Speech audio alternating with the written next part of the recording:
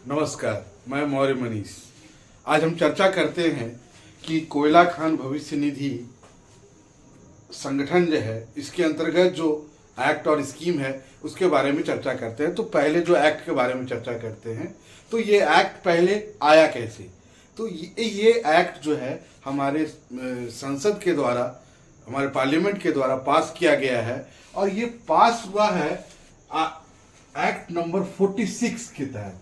Act number 46 वर्ष 1948। तो ये संगठन या ये योजना 1948 से हमारे बीच है।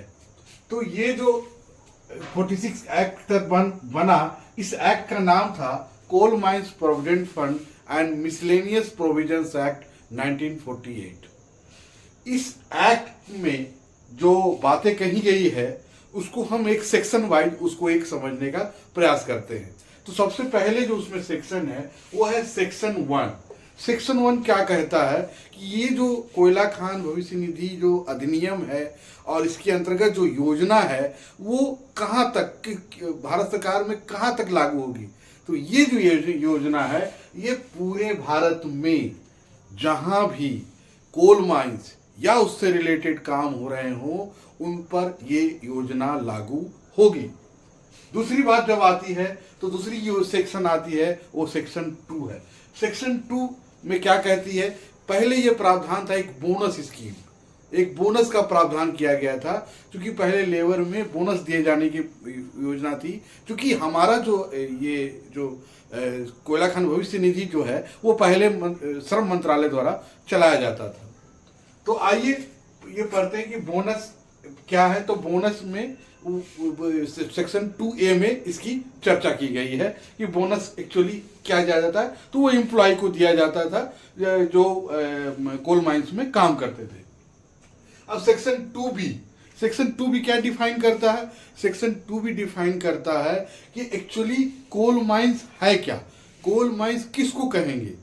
तो कोल माइंस उनको कहेंगे जिसमें किसी भी तरह का एक्सकैवेशन या किसी भी तरह की खुदाई जो कोयले को पाने के लिए की जा रही है पूरे भारत में, उस सारे जगह कोल माइंस कहलाएगी। तो कोल माइंस को क्लियर समझ लें, क्योंकि ये जो प्रोविडेंट फंड है ये कोल माइंस के एम्प्लॉय के लिए है। तो और ये एक्ट भी उन्हीं के लिए बना है, coal mines provident fund and miscellaneous provisions act 1948। तो अब ये बोलता है कि इसकी एप्लीकेबिलिटी क्या है, मतलब कोल माइंस के अंतर्गत कौन कौन है जो इस योजना के अंतर्गत आएंगे।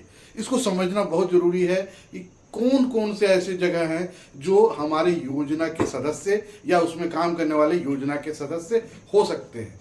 तो कोल माइन के अंदर कुल 13 ऐसे चीजें बताई गई हैं कि अगर इन 13 के अंतर्गत अगर कोई कोल माइन में काम कर रहा है या उससे जुड़े चीजों में, उससे जुड़ी 13 में क्या क्या है।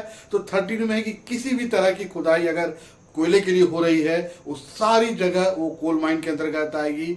अगर कोई ऑफिस उसके लिए बना हुआ है जो कोल माइन से रिलेटेड चेक कर रहा है तो वो कोल माइन के अंदर आएगी। अगर कोई हॉस्पिटल रन कर रहा है, अगर किसी का क्वार्टर रन कर रहा है, तो सारी चीजें कोल माइंस के अंतर्गत आ जाएंगी और उसके अंतर्गत जो काम करेंगे वो कोल माइंस प्रोविडेंट फंड योजना के सदस्य बनेंगे। तो अब ये टोटल मुझे लगता है कि अब एप्लीकेबिलिटी में क्लियर है, ये समझना भी बहुत जरूरी था। अब तीसरी चीजें है कंट्रीब्यूशन। कंट्रीब्यूशन कौन देगा। तो कंट्रीब्यूशन कौन देगा, तो ये कंट्रीब्यूशन जो भी कोल माइंस प्रोविडेंट फंड योजना के सदस्य होंगे वो अपना उसमें कंट्रीब्यूशन जमा करेंगे। अब उसके बाद 2D क्या कहता है, एम्प्लॉय। कौन एम्प्लॉय है। तो अभी हमने जो बात की जो कोल माइंस कौन कौन कहे जाएंगे, तो उस कोल माइंस के अंतर्गत जो भी काम करेंगे वो उसके एम्प्लॉय हो जाएंगे। इवन जो माली है, जो सफाई कर्मचारी है, अगर उसका नियोक्ता कोल माइन है तो वो भी कोल माइन के अंतर्गत आएंगे। अब आते हैं कि सबसे बड़ी बात होती है कि एम्प्लॉयर कौन है। बार बार ये सवाल भी होता है, इसकी चर्चा की गई है 2E में। 2E में क्या कहता है कि एम्प्लॉयर कौन है। तो एम्प्लॉयर वो है जो किसी भी चीज में जो कोल माइन के अंतर्गत काम हो रहा है और उसको वो डायरेक्ट और इनडायरेक्टली वेजेस दे रहा है तो वो एम्प्लॉयर हो जाएगा। तो कौन एम्प्लॉयर नहीं होगा, ये बातें भी समझनी जरूरी है।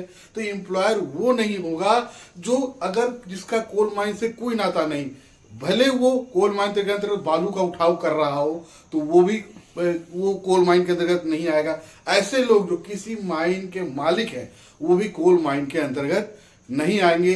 जो किसी कोल माइन को रेंट देते हैं, लीज पे देते हैं, वो भी कोल माइन के अंतर्गत नहीं आएंगे। इसी तरह ये जो 4 सेक्शन की चर्चा की हमने और सब सेक्शन की जो चर्चा की, ये इंपॉर्टेंट है। इसके अलावा फंड की चर्चा की गई है, इसके अलावा पेंशन फंड की चर्चा की गई है, इसके अलावा सुपरनेशन की बात कही गई है।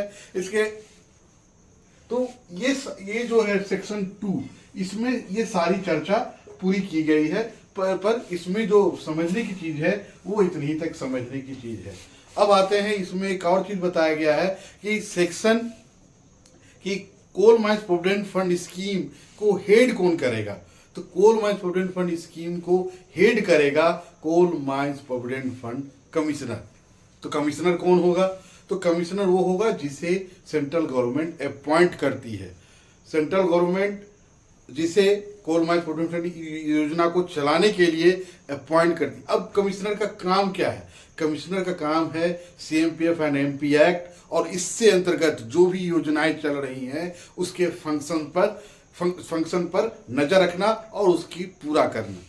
तो आइए आज हम अभी यही खतर को समाप्त करते हैं, फिर अगले सेक्शन की बात हम फिर अगले क्लास में करेंगे। धन्यवाद।